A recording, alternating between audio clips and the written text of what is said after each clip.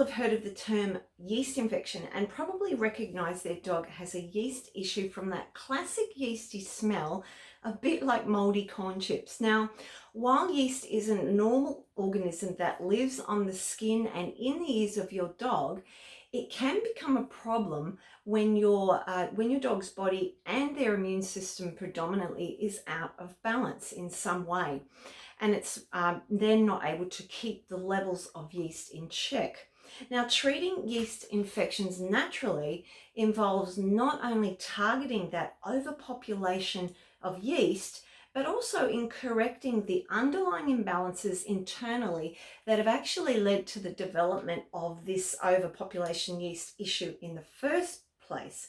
Now, today we will look at some ways to treat yeast naturally, so stay tuned for more.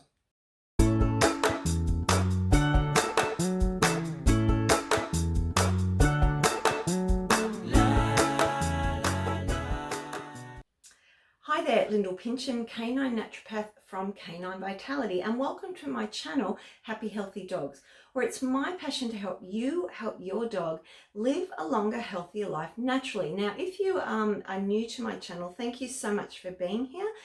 Don't forget to subscribe if you feel moved to, and also to click on the little bell to be notified of all my upcoming videos. So, yeast infections, you know, they're one of the most common common infections that dogs face, pretty much across the board. And they're highly annoying and very frustrating, resistant in some cases. Now, while they can occur really at any time of year, it's the hot and humid weather that tends to make them much more problematic. Now, yeast is just a fungus that is found on the skin of your dog, as I said before, and this is called malassezia. Now, this normal bug, if you like, lives on the skin of your dog, and when everything is in harmony and there's no problems, everything is balanced, then the yeast just live there happily and don't cause any problems.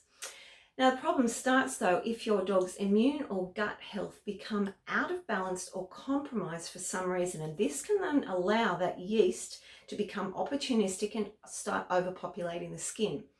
Now, the signs and symptoms of yeast infections on the skin can include redness and, of course, intense itching, sores, a greasy coat, the classic yeasty smell, hair loss, and thickening of the skin, which sometimes is referred to as like an elephant skin, crusty, flaky skin, and of course recurring ear infections.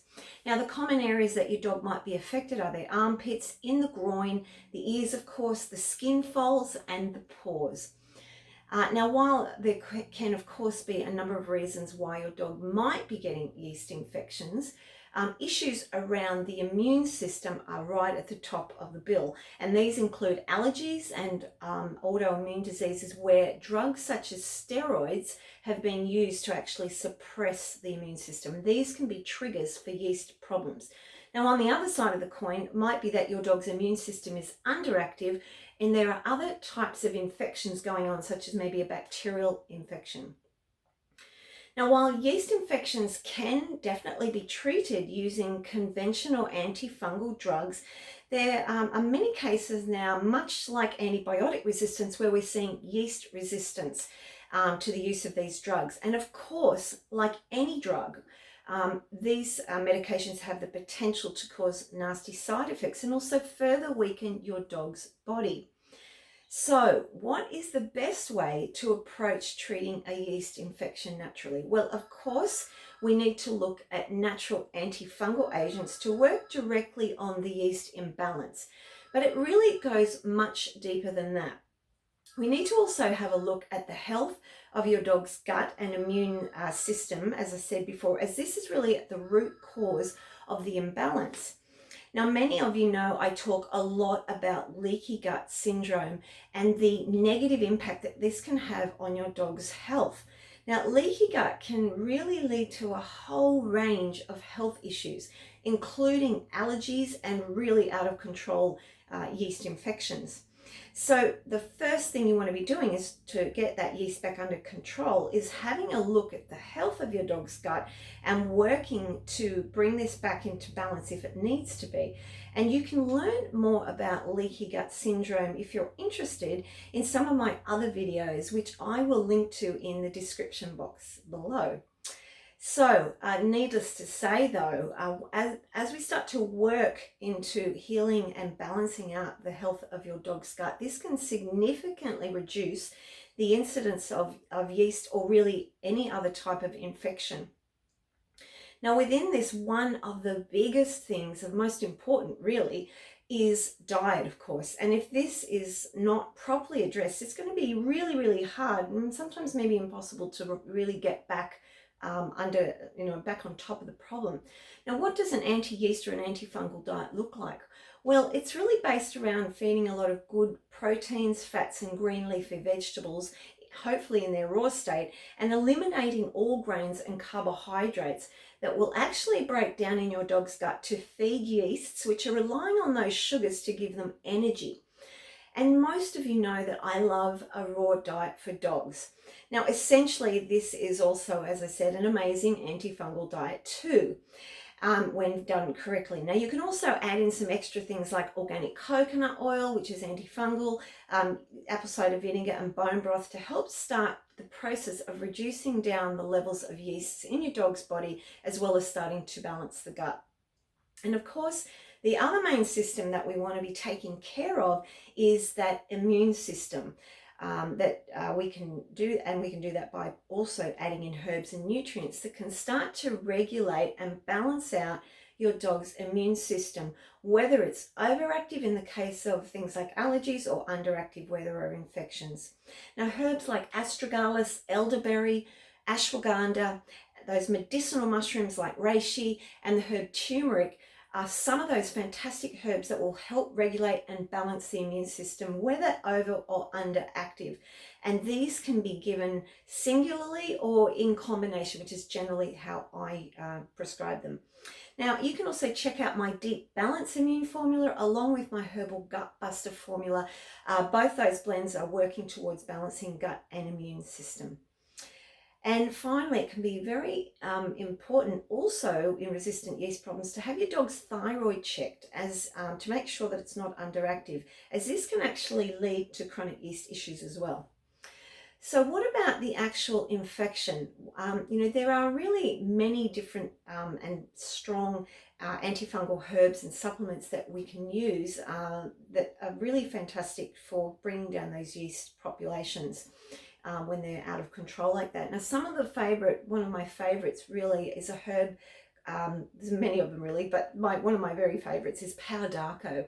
Now, this herb is made from the inner bark of several species of what's known as the tatabua tree. Now, these are found in the rainforests in Central and South America. Now, this is a proven antifungal herb that's very, very helpful for these sorts of problems. Now, combined with calendula, thuya, golden seal, barberry, olive leaf, and garlic, there's some of the other herbs that I like to use for yeast problems. Now, I would recommend giving them for at least 2 weeks, but maybe many weeks longer than that, depending on the situation.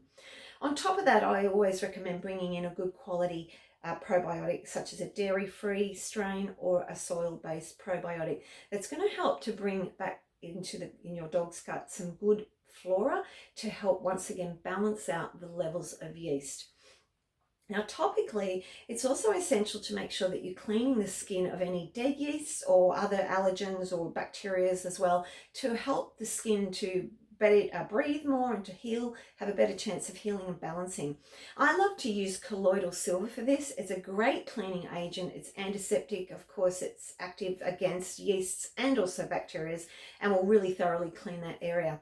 Then after that, once the area is really dried, you can use antifungal creams and ointments such as golden seal ointment. There's calendula ointment, colloidal silver in a cream is very good. Aloe vera can be soothing as well. Now, coconut oil is something else that you can use, and that's also a fantastic shampoo to consider, a coconut-based shampoo to help nourish the skin and further reduce down the yeast. Now, treating a yeast infection really can sometimes take time. It can be resistant, especially if it's been there for a while and if your dog's been suffering for some time. So it does take a bit of diligence and a bit of topical and internal support. And getting to the underlying cause is essential. It's far better than just focusing on those symptoms, and it's going to give you more of a long-term plan of relief for getting things back into balance. And as I said, because, of course, those drugs that the antifungal drugs that often are used are, they've got many side effects that you want to try and avoid where possible.